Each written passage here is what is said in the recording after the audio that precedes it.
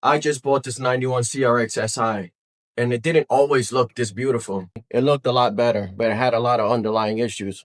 Let me show you.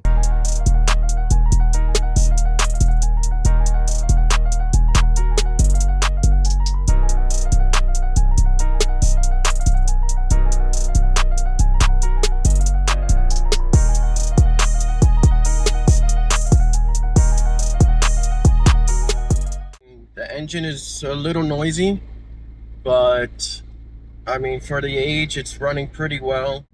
I don't feel anything too crazy with the suspension, even though I did take a look at the suspension and it needs a lot of work. Other than that, the car feels great.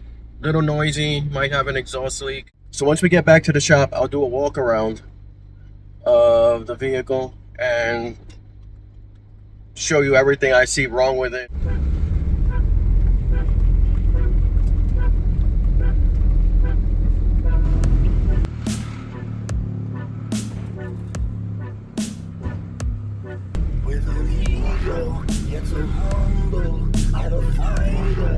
The car's in pretty decent shape. I drove all the way up to Alabama to get it, 10 hours up, 10 hours back. Here's some footage of the trip if anybody cares. For the most part, car's looking good. Not too much to say here. I mean, it drove 10 hours and I didn't even know it was gonna make it. So I think the engine's pretty solid.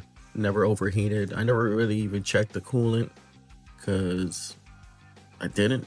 But I did add some oil to it before we drove it down.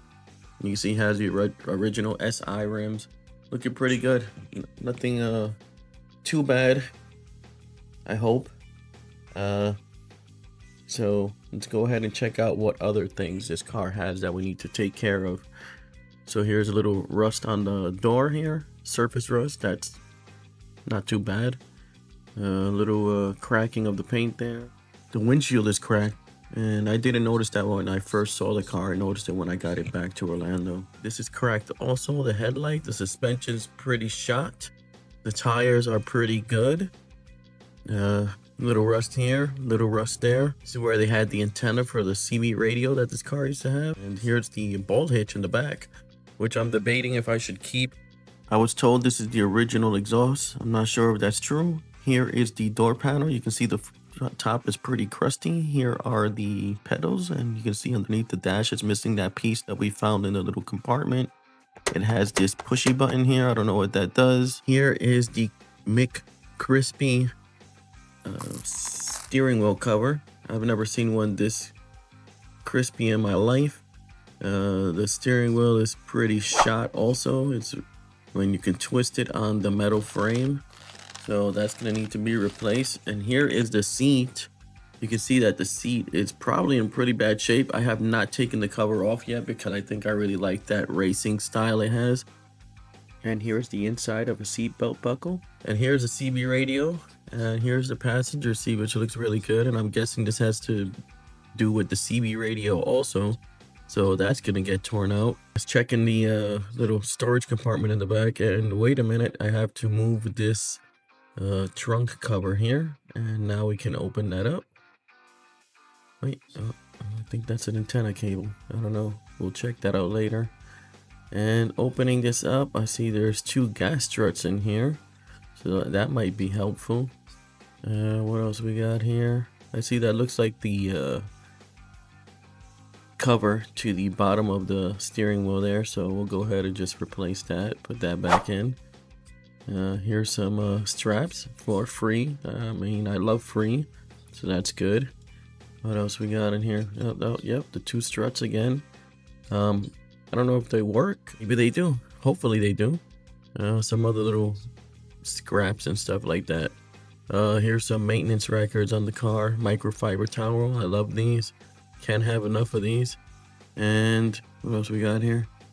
Oh yeah, we have a Pioneer radio manual, but the car doesn't have a Pioneer radio, so yeah, that's useless, and I don't know what that's for, but we'll look for that later.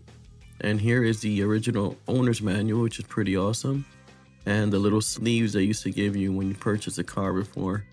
I think they still do, but yeah, here's the original one from the dealership that the car was bought at.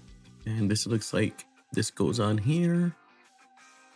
So let's see if these things work. Let's go ahead and lift this. Oh man, this thing was so heavy. Oh, and yeah, these gas struts do not work. So let's try to replace them with the ones I found in the back there. Yeah, so I propped up the back there with this stool that I got in the Mini Cooper that I just did a video for a few weeks ago. If you'd like to check that out, go ahead and click right there on the screen. So let's go ahead and get these struts also and replace so we can see if we can work better on the car. Because it really sucks when these things don't work, even if you put some vice grips on there. It just really sucks. So it's really good to replace them. And here we go. This is on the passenger side, but I think you already know that. And there's number 1. Let's move on to number 2 on the driver's side. And I bet you know that too. So here we go. Tighten that down. Tighten. Wait, what are we doing? Oh, here we go. Pop it back in. There we go. Moment of truth. Let's go ahead and get this stool out and see if these struts actually work. And oh, it's going down. Oh no, there you go. It goes up. It's holding up that weight. So I mean, that thing's pretty heavy. So if it's holding it up, I mean, I think they're good to go. Oh, here's the sunroof. When I was driving this thing, I had to hold this on the highway with my hand while I was driving. The engine looks pretty good. And it's actually a newer engine. It has around 42,000 miles on it, maybe a little bit more. It was replaced with a Japanese motor, the same motor that came stock in the CRX Si in Japan. So the motor has low mileage, but the chassis, that's a different story. I know you can't see it from here, but these engine mounts are shot. I mean, like, super bad. I'm gonna see what I do. I don't know if I'm gonna replace them, or I saw some tutorials on how to repair them, so we might go that route. These gauges do not work. The temperature and the fuel gauge do not work at all, so we're gonna have to figure that out. The shifter here is really sloppy. And if you take a look right here at the gauges, you'll see that this car has over 600,000 miles. Thankfully, the engine only has around 43,000 miles. I didn't know about the mileage before I went to go see the car. It wasn't in the listing. I was just figuring I'd have the most 250, maybe even 300,000. But no, it has 610,000 miles. I put the car up on the quick jacks, but I want to get this wheel off and let you guys see how bad the suspension is. So you see the job that we have ahead of us. So here I'm just removing the wheel cap and go ahead and remove the lug nuts, remove the wheel. And now let's get a better look at the suspension. So the more I look at this car and inspect it, the more I see what I got myself into. Supposedly, and I'm not 100% sure, and I will verify as I go through repairing this car, this is the original suspension.